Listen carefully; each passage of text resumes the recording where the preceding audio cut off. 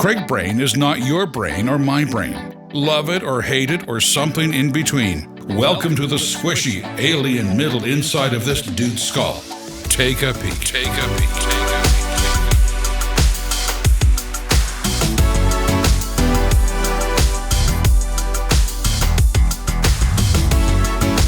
Hey, it's Craig Gross. This week, we were talking about sex. And in case you hear any noise in the background, it might sound like this. That's how loud Tristan types. He is taking lots of notes on this one. Nope, he's just shaking his head. We're talking about Sexpectations, get some. And this is a topic that I've talked a lot about with my work at XXX Church. I'd like to continue to talk about this topic, but to a different audience, if that makes sense. Because a lot of my conversations around sex over the years has been with like a disclaimer that says like, well, if you're struggling with porn or if you're having an affair or you're doing this, then hey, be careful of this. But in the conversation that I'd like to have with people that are maybe a bit freer or a bit people that aren't caught up in those types of things. Maybe you just got married and you came out of a dating relationship where you're like, oh, cool, well, we're virgins, or maybe you weren't a virgin and now you get to have sex, says the Bible, and says your wedding certificate. And I think that's how at least I approached it, where it was like, I can't have sex and now I get to have sex. Now, there's some people, I have a lot of friends that are like, I never thought I couldn't have sex. And so I don't get how, I don't know you, and I don't know how you grew up, but I grew up in a day and age where it was like, I can't have sex. I can have sex when I get married. And so I honored that. There were other things that I grew up with that I was like, oh, my hair can't touch my collar. I didn't honor that because I was like, that's stupid. That's a rule put on me by some religious institution that I called bullshit on an early age. Because I was like, you can't get earrings. Says who? Like, there's nothing I read in the Bible that says that. But with sex, like, I do think that obviously the Lord's way and in sex and marriage is how it's designed to be. And I was recently at a dinner with a friend who said, I had sex with a lot of women before marriage, and I can't think of one positive thing now that I'm married, having sex with my wife, where I actually was like, oh, I'm glad I did that. And he's like, I think I could have figured it out. I think all the things that I know now about sex, but it was never even on his radar to not have sex.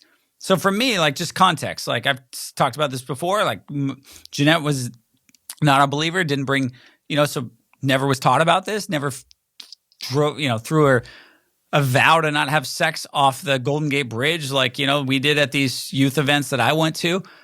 And then she did make a commitment to the Lord when she got baptized at the age of 19 that I won't have sex until I got married. And so on August 29th, 1998, 3:30 in the afternoon, I want to go, Nolan's in here shaking his head.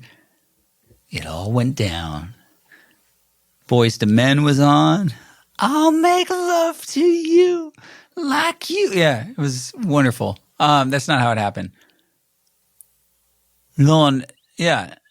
Nolan's only walked in on us one time having sex too, and he laughed. It was on a cruise ship. He just fell to the knees like laughing. There's plenty of times he was young as a kid and he was on the edge of our bed, and we thought like the movement from the bed would actually knock him off the bed as a little child, and maybe that's why he's got a little bump on the back of his head, but he doesn't know about those experiences. But the one time he's walked in, we've always tried to say like sex is a good thing. And it's obviously, well, how you got here, how I got here, even if that grosses you out about your parents. But I think at some point, we're going to talk more, even me and Jeanette. We did a series called Best Sex Life Now. I think we want to expand on that even a bit more, of some of the things that we've learned in the last few years even, of just being able to be more free in your relationship with your spouse. Like, you have permission you don't need from probably your pastor. Like, what goes on in your bedroom, it's all really that matters is what you and your spouse agree to and want, and your desire and your needs aren't the first priority. It should be your spouse. And so I think the biggest thing I've learned from dealing with a lot of people on this topic is we still pretend that this topic is off limits. And we still get scared to go, oh, well, you would like that? Oh, okay. Like, you know how many people that I'm like, that don't know if their wife's ever had an orgasm during sex. And you're like, well, that's awkward. Well, I don't know. Like, you're not even free enough to say, hey, it's like, you're not even free enough to ask that question. And so I think, especially in this, I'm not dogging on all Christians here, but we do a really bad job on talking about sex with people from all the way from, junior high, high school to adults. And then sex is this conversation that we don't talk about with our friends because we don't want to like disrespect our wives, but it's like, or our husbands, but it's like, and then we have people that have no context for even how to do sex. So now you go around in a marriage and you're like, I don't even know if it's working right, or I don't really like it. Like if somebody says, I don't like sex, I get you don't like chocolate, but there's some people out there that don't. Or maybe but that's like, if you just, I have a friend who said, I'm fine if we never have sex ever again. And I just got sad for you because I just go, man, I think you're missing out. I don't know of another thing that humans can do that can draw you as close to another human being like sex. And I'm not saying that happens all the time. Obviously, just sex, when it's just a physical thing, doesn't do that. But emotionally and physically and spiritually, I think there's a lot there. So I didn't know. I don't know the way my brain works. I was just like one night thinking, what could help people around this topic?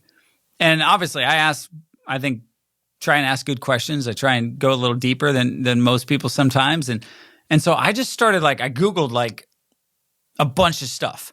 And it was just I got all these, top 10 ways to love your lover or serve your, from your cosmopolitan reads to your woman's health, to articles that are written, a bunch of clickbait stuff. And then I looked through a bunch of magazines that were like, oh yeah, the top keys to do this. And I ingested all that stuff. And most of it was kind of garbage. And then I was like, oh, that's good. So I just started writing questions on a Google Doc. And I got to about 40 of them. And I was like, okay, I'm not going to trust what you wrote about this. I'm going to trust what my wife, who I'm having sex with, says about this. So I just said to Jeanette one day, and she's up for this kind of stuff because she's married to me, hey, I have these questions. Can you fill this out on this document? And I'm going to fill it out. And then let's go to dinner one night and let's just go talk about these. And we brought our printouts. And these questions can be uncomfortable for most people. I didn't think they'd be that uncomfortable. There were some laughs. There was some excitement on some of the answers. And then there was just blatant honesty on most of them. Because I tried to find some things, I called it the conversation challenge, that would actually force you to be introspective or to answer some really difficult questions. And then she printed her out and answers out. I printed mine out. And then we had that's like the best kind of work that you can do in your marriage. If you're like, oh, cool.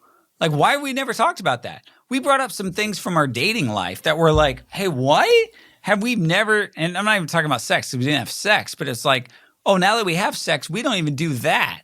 And it's just like, why is that? Or what did you enjoy? Or what would you like? And it was like nothing was off limits and there was no wrong questions. And most of it was just stuff that you gave your spouse a voice to answer and input their thoughts and opinions. Instead of like, oh, I saw this movie and like my friend said you should do this. And I don't think that's the best way to go about it. I don't think you go reading or even buying Best Sex Life now. Like, okay, yeah, we have a video series. Not saying I'm going to give you your money back if you don't have the best sex life, the best sex of your life. My wife and I, we joke because we're like, we're the video people on Best Sex Life now. So we're like, that wasn't the best sex life. That wasn't the best sex tonight. And you're like, but we have to. Like, no, we're not saying if you watch that or read this, these things are going to naturally just happen. But I think what happens is as you and your spouse grow closer together, the longer you're married, I do believe the better the sex can be.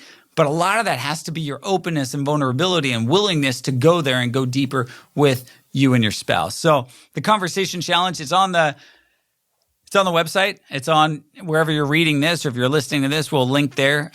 And we put it up on a site just called reclaimingsex.org. And like I said, right now, there's nothing else on that site other than this conversation. But the people that have gone through it, and we put it in now a PDF. And so you can download that for free. There's nothing to it other than there's no wrong answers. You fill it out, she fills it out, and then you have a conversation.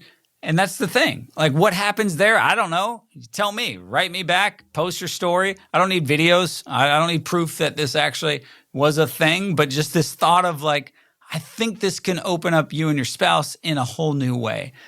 Some of the other things I talk about, and I'll just hit that we try and live out in our lives, me and Jeanette. Man, sex is fun. Like, if sex isn't fun for you, I'm sorry.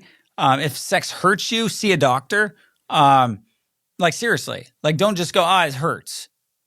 Like, yeah, fix that. Like, fix that, because you're missing out, not just you, but your spouse. And I think this is a great way that if you're not having sex, like as a couple, we don't need that anymore. No, wrong. Like, you're not having sex with your spouse, you're having sex with somebody else. Guarantee it.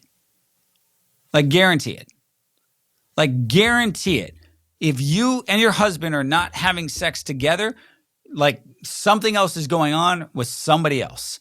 Oh, we're just friends. Like, yeah, that's your friends and roommates at that point. But, and you should be having sex. To me, like, I'm not going to tell you how many times, but it should be a consistent thing in your marriage, because it's something that, man, is for you and your marriage. And it's fun. Man, sex do's and don'ts. We talk about that in this article a bit. I'm not going to be the one to tell you what you can and can't do. Your spouse should be. And if you're getting that idea from a porno or from the internet or somebody else in a locker room, like, we should do that. Like, I don't know. Like, where's that coming from? I just want to put it in your butt. Like, yeah, that's because you're watching porno. Go see a doctor. I've had some stomach issues, had a colonic. You go talk to anyone that does like natural medicine on like, or just ask your doctor, what are the health benefits of that? I'm not going to tell you like, because porn said that, you can't do that. I'm going to say like, there's some entrances and some exits in your body. I believe that's an exit. I'm not going to give you permission or not. But if you're asking your wife to do things because of things you've seen in a video, just know, like, I'll tell you, my work with Triple X Church, girls get paid double to do anal sex than they do vaginal sex. So you're like, oh, well, yeah, everyone's doing it. Yeah, because they're getting paid more. And it's very hurtful and harmful on your body. So if you're asking your wife to do something, or she's asking you to do something that disgusts you and makes you gross, like, that's probably not going to be a good sexual experience. Oh, I just, want to videotape my wife. Hey, guess what? Most women don't want to have sex with the lights on. So you put a camera in the room, that's probably not going to be the best sex of your life. Now, there's other people that go, hey, you know what? That's great. Like, each to his own. You're going to have to talk to your spouse about the do's and don'ts. And if you bring up things, I would say bring up more things that can be for your spouse rather than you. Like, hey, would you like this if I did this to you? Rather than, hey, can I do this to you? Like, it's a whole different shift there. Understand if you're not having sex, why you're not connecting in the bedroom. It's probably something else. Whether it's a bad experience, it's your relationship isn't like the amount of sex that you're having and the connection that you're having in the room, I think completely gives you a pulse of how your marriage is really going. So if you're not having sex at all and you're like, oh, we're great married. No, you're not. Like, you're roommates and you're destined, I think, for an affair or for some destruction. Like, and sex with somebody else. Like, it's bound to happen. I've seen it happen thousands of times. But we thought we were good. No, you're missing out on something. Last thing I would say on this is be clear on your expectations.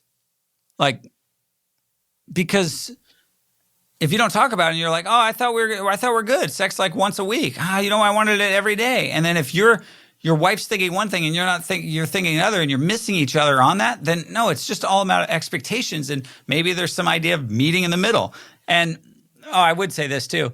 Don't do what your parents did, because there's a chance they didn't talk to you about sex, whether they were having it or not. Like, by default, I think we just turn into our parents. And it's just like, oh gosh, like I don't want that. And so I think just not saying anything like I don't love my parents, but when it comes to your relationship with your spouse, it's different from your parents' relationship that they had. And so I think find some great people in your life that will openly talk about this. They'll challenge you in these areas. You can ask questions, you can learn, you can grow, and not be afraid to have these conversations, not be afraid to go there with your spouse. Take the conversation challenge seriously. I don't want to say I dare you to, but it's like I've given this to so many people and they're like, oh, that's a little too much for me. Well, sorry. Sorry, not sorry for my Canadians friends. Do it. Let me know how it goes. It's at reclaimingsex.org. Thanks for listening.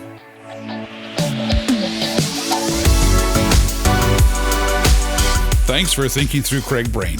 This podcast is only a small summarized part of a larger conversation. To read the full story, check out www.craigbrain.com and follow at Craig Gross on whatever social suits your fancy.